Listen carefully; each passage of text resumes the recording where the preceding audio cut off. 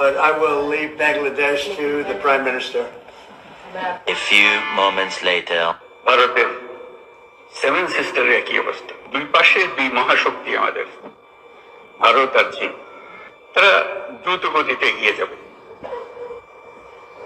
আমরা যেহেতু মাঝখানে আছি, আমাদেরকে ফেলে যেতে পারবে না। তাদের বাতাসে আমরা উঠতে থাকবো, তাদের বাতাসে আমরা উঠতে থাকবো। ভারতের বিভিন্ন রাজ্যগুলোর সঙ্গে সম্পর্ক ভালো রাখবো। আমাদের পাশের দুই প্রতিবেশী দেশ মহাশক্তিধর দেশ।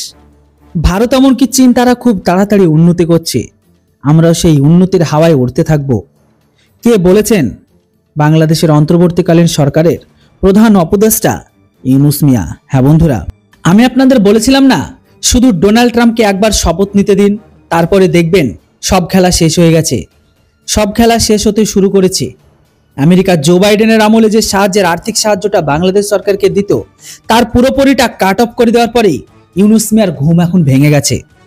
এমনিতে বাংলাদেশের অর্থনৈতিক অবস্থা অত্যন্ত খারাপ, এমনকি তারপর আমেরিকার সমস্ত সাহায্য রাতারাতি বন্ধ হয়ে যাওয়ার পরে ইউনূস মিয়ার ঘুম ভেঙে গেছে। তিনি এখন আর সেভেন সিস্টার ভারতের কাছ থেকে ছিনিয়ে নেবার কথা বলছেন না। উল্টে ভারত যেভাবে বাংলাদেশের মধ্যে দিয়ে তার সেভেন সিস্টারকে যেতে বাণিজ্য করতে, অর্থাৎ সেভেন সিস্টারে বেশ কিছু রাজ্যের সঙ্গে বাংলাদেশের যে বাণিজ্য চলত সেগুলোকে আবার নতুন করে ভাবার কথা বলছেন।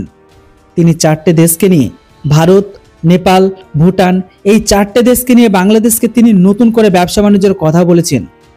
হলো কি ইউনূস মিয়ার? একেবারে তো হাঁটু গড়ে বসে পড়ল। বিদ্রোহ, বিপ্লব, ভারতের বিরুদ্ধে বয়কট আন্দোলন সব খতম।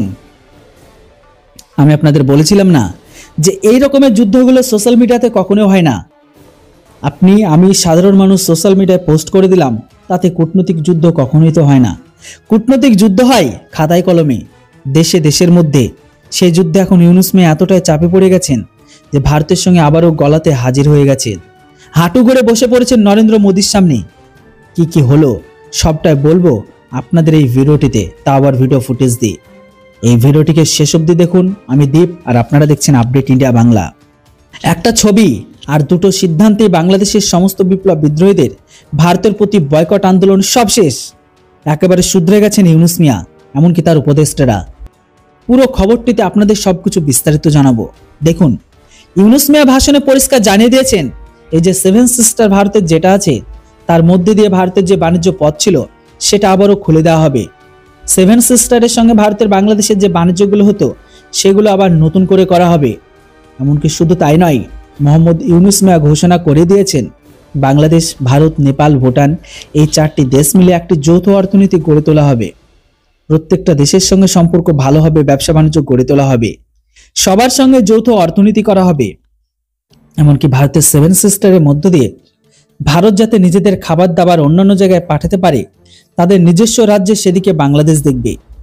আপনারা জানেন যে বাংলাদেশের মধ্য দিয়ে ভারত যদি সেভেন সিস্টার যাতায়াতের রাস্তা পায়, তার জন্যই রেল লাইন তৈরি শুরু হয়ে গেছিল। এমনকি অলরেডি প্ল্যান স্যাংশনও হয়ে আছে। নতুন পরিকল্পনার আওতায় মোট 1275 কিলোমিটার দীর্ঘ রেলপথের তৈরি হবে। ভারত বাংলাদেশের মধ্যে দিয়ে সেভেন সিস্টারে যাবে 14টা সেকশন থাকবে। এমনকি এর মধ্যে বাংলাদেশের ভেতরে থাকবে 861 কিলোমিটার, নেপালের ভেতরে থাকবে 202 কিলোমিটার, উত্তর পূর্বাঞ্চলে থাকবে 212 কিলোমিটার। আর এই শেখ হাসিনার সময় সমস্ত পরিকল্পনাগুলো ফাইনাল হয়ে গেছিল। এমনকি এটাও ঠিক হয়েছিল যে এই করিডর দিয়ে এবার রেল চলাচল হবে। ভারত বাংলাদেশ সেভেন সিস্টারের সঙ্গে বাণিজ্য যোগাযোগ শুরু হবে। এমনকি অনুমোদিত রেল রুট ঠিক হয়ে গেছিল। বালুরঘাট, হিলি, পার্বতীপুর, কাউনিয়া, লালমনিরহাট, মোগলহাট, গীতলদাহ 32 কিলোমিটার দীর্ঘ এই রেলপথে 14 কিলোমিটার নতুন রেল লাইন, 18 কিলোমিটার গেজ পাল্টানো হবে। সবকিছু ঠিক হয়ে গেছিল। তারপরেই বাংলাদেশের কাণ্ডের ওপর উত্তর পূর্বের সঙ্গে বাংলাদেশের বাণিজ্য বন্ধ হয়ে যায়।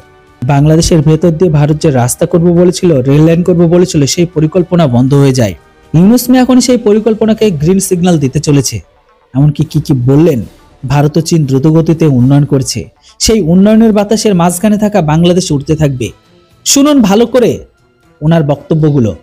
নেপালের যে অবস্থা, ভুটানের যে অবস্থা, নেপাল ভারতের সেভেন সিস্টারের একই অবস্থা। দুই পাশে দুই মহাশক্তি আমাদের, ভারত আর চীন। তারা দ্রুত গতিতে এগিয়ে যাবে। আমরা যেহেতু মাঝখানে আছি, আমাদেরকে ফেলে যেতে পারবে না। তাদের বাতাসে আমরা উঠতে থাকি। আমাদের অঞ্চল হলো, উত্তরে হলো নেপাল আমাদের অঞ্চল। নেপালের সৌভাগ্য, তারা হিমালয় পর্বতের পাদদেশে আছে। দুর্ভাগ্য হলো সমুদ্রের দেখা তাদের হয় না। তাদের সমুদ্র দেখতে হলে আমাদের মাঝখান দিয়ে দেখতে হবে, আমাদের মাধ্যমে দেখতে হবে। সে পথ আমরা করে দিই। আমরা একসঙ্গে যৌথ অর্থনীতি গড়ে তুলি। তার সমুদ্রের অভাব, আমার পর্বতের অভাব, হাইড্রো, দুই অভাব একসঙ্গে পূরণ করে দুজন। ভুটান একই কাণ্ড, তারও সমুদ্র দর্শন হয় নাই। তাকে সমুদ্রে আসতে হলে আমার পথ দিয়ে আসতে হবে, আমরা তাকে স্বাগত জানাই। তেমনি ভারতের পূর্বাঞ্চল একই অবস্থা। নেপালের যে অবস্থা, ভুটানের যে অবস্থা, নেপাল ভারতের সেভেন সিস্টারের একই অবস্থা। তার সমুদ্র দর্শন তার হয় না, হবে না। তার সঙ্গে আমরা যোগ দিয়ে একসঙ্গে এই অর্থনৈতিক অঞ্চল, আমাদের যে সমুদ্র বন্দর, তাদের মাল আনা নেওয়া করবে, আমাদের মাল আনা নেওয়া করবে, তাদের কাছে যাবে। তাদের অর্থনীতি আমাদের অর্থনীতি একসঙ্গে জাগবে। তারাও খুব কষ্টের অবস্থায় আছে, তারা খুব ভালো অবস্থায় নেই। তারা এই সুযোগ পেলে তারাও আনন্দিত। তাদের ব্যবসা আমাদের ব্যবসা, রমরমা ব্যবসা হবে, একসঙ্গে ব্যবসা হবে। তো বন্ধুরা, ভাষণ যখন দিচ্ছিলেন তার সামনে ছিলেন আর কে কে সেটা আপনাদের বলে দিই। তো এই অন্তর্বর্তী সরকারের অর্থনৈতিক উপদেষ্টা সালাউদ্দিন আহমেদ, আইন উপদেষ্টা ডক্টর আসিফ নজরুল, তথ্য উপদেষ্টা নাহিদ ইসলাম, মন্ত্রিপরিষদ সচিব শেখ আব্দুল রশিদ, এমনকি অ্যাডমিনিস্ট্রেটিভ সার্ভিস কমিটি অ্যাসোসিয়েশনের সভাপতি মোহাম্মদ নজরুল ইসলাম এরা বক্তব্য রেখেছে। কেউ আর কোনো ভারত বিরোধী করেনি, এরা কোনো ভারত বিরোধী মন্তব্য কারোর মুখে নেই। এতদিন যারা ভারত বিরোধী মন্তব্য করেছিল, সেভেন সিস্টারকে ছিনিয়ে নেব বলেছিল, আবার সম্পর্ক এখন তারাই ঠিক করতে চাইছিল। কোনো ভারত বিরোধী মন্তব্য নেই এদের মুখে। ভারত, চীন, বাংলাদেশ, ভুটান, নেপাল একদম ভাই করে একটা বিশেষ পরিকল্পনা দিয়েছে মোহাম্মদ ইউনুস মিয়া। একটা ছবিতে ইউনুস মিয়ার বক্তব্য একেবারে সম্পূর্ণ চেঞ্জ। যে ছবিটিতে আপনারা দেখেছেন কিভাবে নরেন্দ্র মোদীকে স্বাগতম জানিয়েছে আমেরিকার প্রেসিডেন্ট ডোনাল্ড ট্রাম্প, এমনকি চুক্তি হয়েছে। তারপরে ডোনাল্ড ট্রাম্প আর আগে থেকে অবশ্যই আমেরিকা যে সমস্ত সাহায্য পাঠাতো তাদের ঘরে সবকিছু বন্ধ। United state agency for international development, USAID, যেটাকে বলা হয় ইউএসএড, এই সমস্ত সাহায্য বাংলাদেশকে বন্ধ করে দিয়েছে। ফলে এখন বাংলাদেশ কঠিন চ্যালেঞ্জের মুখোমুখি। এরা নিজেদের ডাক্তার, ইঞ্জিনিয়ার বা অন্যান্য সরকারি অফিসারদের আর মাইনা দিতে পারবে না। না দুম করে সাহায্য বন্ধ হয়ে গেছে এই বার্ষিক তহবিল, যেটা বাইডেন সরকার ইউনুস মিয়াকে দিত। এই বার্ষিক তহবিলের পরিমাণ ছিল 200 মিলিয়ন মার্কিন ডলার।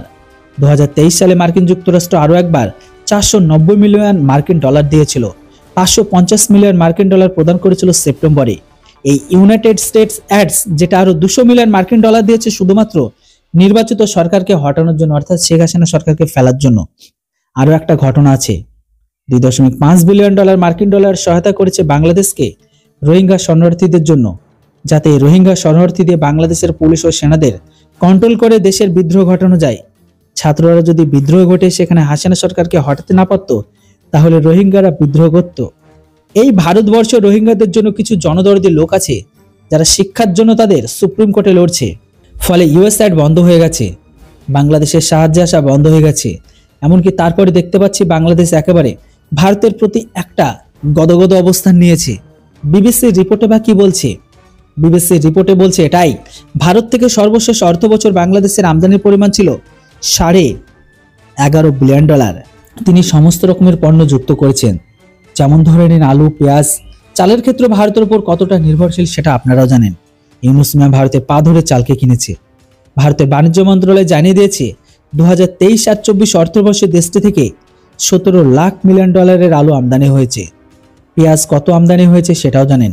পেঁয়াজ হয়েছে ভারত থেকে বাংলাদেশে 20 কোটি মার্কিন ডলারের। আর চাল 2023-24 অর্থ বছরে 1.5 কোটি ডলারের চাল রপ্তানি হয়েছে। কিছুটা কমেছে, কারণ এই আগের বছরে এটা ছিল 31 কোটি মার্কিন ডলারের চাল। বাংলাদেশে রপ্তানি করা হয়েছে জাতিসংঘের বাণিজ্য বিষয়ক ডাটাবেস অনুযায়ী 2023 সালে বাংলাদেশে 4 কোটি ডলারেরও বেশি চাল রপ্তানি করেছে ভারত। পরিমাণের দিক দিয়ে 2,15,000 টন। সব দিক দিয়ে তারা ভারতের উপর নির্ভরশীল। আমেরিকার টাকা বন্ধ হয়ে গেছে, ফলে ইউনুস মিয়ার মুখে এখন সন্ধি চুক্তি। হাঁটু গেড়ে বসে পড়েছেন ইউনুস মিয়া গোটা ভারতের সামনে। তাদের অর্থনৈতিক উপদেষ্টা, বাকি উপদেষ্টাগুলো সবাই চুপ মেরে গেছে। কারোর মুখে কোনো ভারত বিরোধিতা নেই। কেউ আর 4 দিনে কলকাতা দখল, 7 দিনে বাংলা, বিহার, উড়িষ্যা দখলের কথা বলছিল না। বলেছিলাম না আপনাদের কূটনৈতিক লড়াইটা এতটা সহজ নয়। এখন ইউনুস মিয়ার পিছন দিক দিয়ে হাওয়া বেরিয়ে গিয়ে তারা ভারতের সামনে হাঁটু গেড়ে বসে পড়েছে। বন্ধুরা, এবার আপনারা বলুন, ইউনুস মিয়া যে সমস্ত কথাগুলো বলছে সেটা হচ্ছে লোক দেখানো। তারা দেখাতে চাইছে যে আমরা ভারতের সাথে সুসম্পর্ক চাই, কিন্তু একটা কথা মনে রাখুন, সাপ যতই সে মাথা নোয়াক না কেন, তার বিষ কিন্তু মুখের ভেতরেই থাকে। সুযোগ পেলেই সে ছবল মারবে, বাকিটা আপনারা বুঝে গেছেন। যাই হোক, এর উপর আপনাদের কি মতামত সেটি অবশ্যই কমেন্ট বক্সে লিখে দিন। Thanks for watching.